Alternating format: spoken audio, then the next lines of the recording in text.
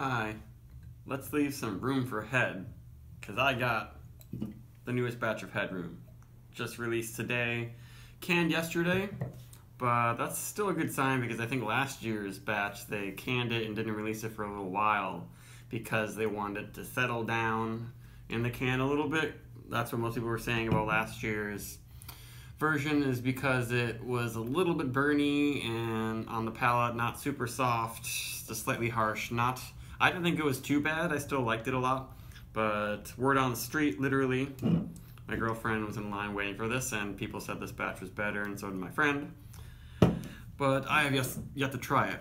So it's Mosaic Galaxy in Columbus, just like it always is with Headroom, at over 7 pounds of hops per barrel, the most they use in any Trillium beer still, I believe. They didn't say exactly how much they used in Big Bird, and whoa, that's very aromatic as I open the can. 8% alcohol. They use pretty simple pale malt bill with this one, mostly Pilsner, and then some wheat and the normal sugars, dextrine, dextrose, that Trillium always uses in their hoppy beers. And I got the brand new Headroom glass right here that's rather large. I don't know if I can fit the entire can in there, probably won't, but let's just get onto it. Question also will be, how good is the head retention? It's not super duper heady. Yeah, it looks like it's pretty big bubbles. And this is the way it is with a lot of the special release Trillium beers. Seems like when they're this hoppy, this murky, the head is never thick and rich. It's always thinly bubbled, but the beers are often really good. And that is very pale, but yeah, super, basically almost opaque. It's not brown or gray or anything ugly like that too much though, but the head does look like, you know, I just poured one of those Pellegrino fruit seltzers or something. It's sticking around though, actually. The bubbles are sticking on there. And that is extremely fruity. Well, this glass is kind of nice. It's very wide, big opening so I can get the aroma out of there. Yeah, and I've been thinking that I'm getting tired of Galaxy and Mosaic in beers, but they just combine so splendidly in this beer. It's really, really, really peachy, really, really pineapple-y, and not too green. Only a very, very light hint of greenness, but that's how it often is with these beers. I get all these fruit notes at first, and then I get some more danker qualities later on. And there's some astringency in there that makes it not smell like it's gonna be just like drinking canned fruit. But it is super fruity. Yeah, it's kind of like a mixture of tart and canned peaches and pineapple aroma. And very sweet creamsicle orange. Yeah, that's like the classic Trillium aroma, but just amped up quite a bit. I could sniff on this all day. And maybe there's also a little bit of ruby red, really sweet, mild grapefruit in there too. But a lot of the smells that everyone has come to love about Trillium. Ooh. Yeah, it's still a little sharp. It packs a punch on the palate there. Whoa. Yeah, one sip of this and it's overwhelming. Ooh, and then it turns into a vanilla creamy flavor. Though it is it kind of has a, ooh, now it's getting a little bitter, but it has a little bit of that chalkiness in the feel. It's not really thick and creamy exactly.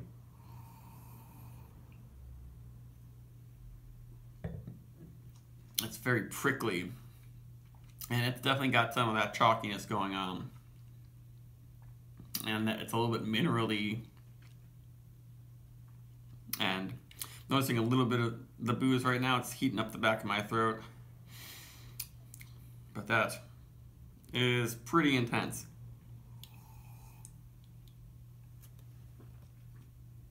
Yeah, it's not soft and sweet and creamy like a lot of the Cutting Tiles honey double IPAs they do. This one is all about smacking you in the face with his hops. Like at first it was like seems nice and smooth and fruity, but then on the palate it doesn't hold back at all.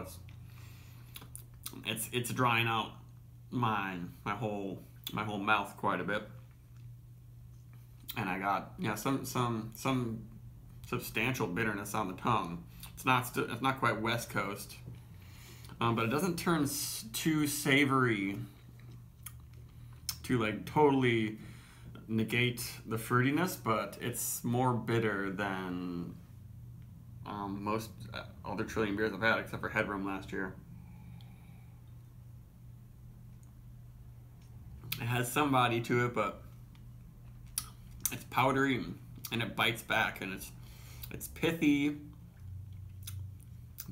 It's as if you just bite into a whole bunch of whole tropical and citrus fruits, and definitely it's got some grapefruit bitterness going on now. And there's some sort of gypsum-y sort of chalky flavor I'm noticing from the combination of the hops and the bitterness, and like how they treat the water to get the juicier feel. And now I'm smelling some danker qualities for sure. Now I'm getting some of that scallion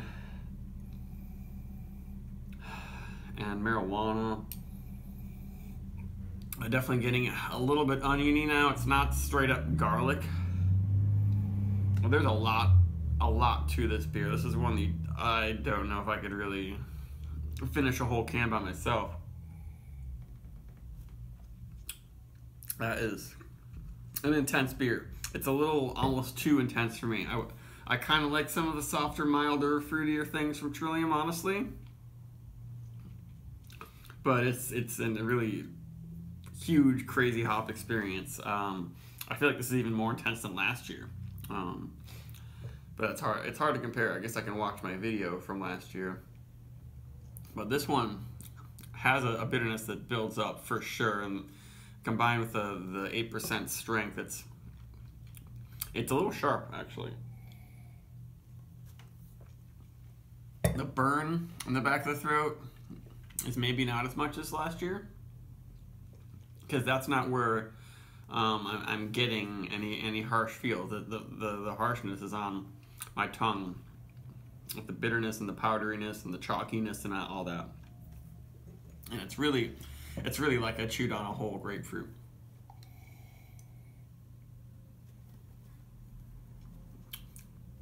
But it's a really intense beer, and I think probably if it hasn't, it's just completely sold out.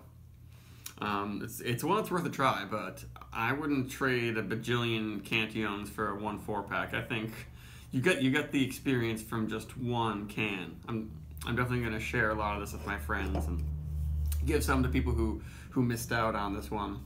And you can tell that they were rushing through this because I think all the labels are kind of messed up the way they put them on. But I would say, I don't know, it might just be my tastes have changed, but I may have liked last year's more. I might only give this one like a 4.25, but I guess I can see if it changes after a couple weeks. But I rarely experience beers where they actually get better after a few weeks, because it would probably take several months for the bitterness to really subside, but then you lose fruity flavors and stuff after that amount of time. But now it's getting more woody. It's really cool how things change with this beer, and there's a lot going on, really complex. And they definitely do.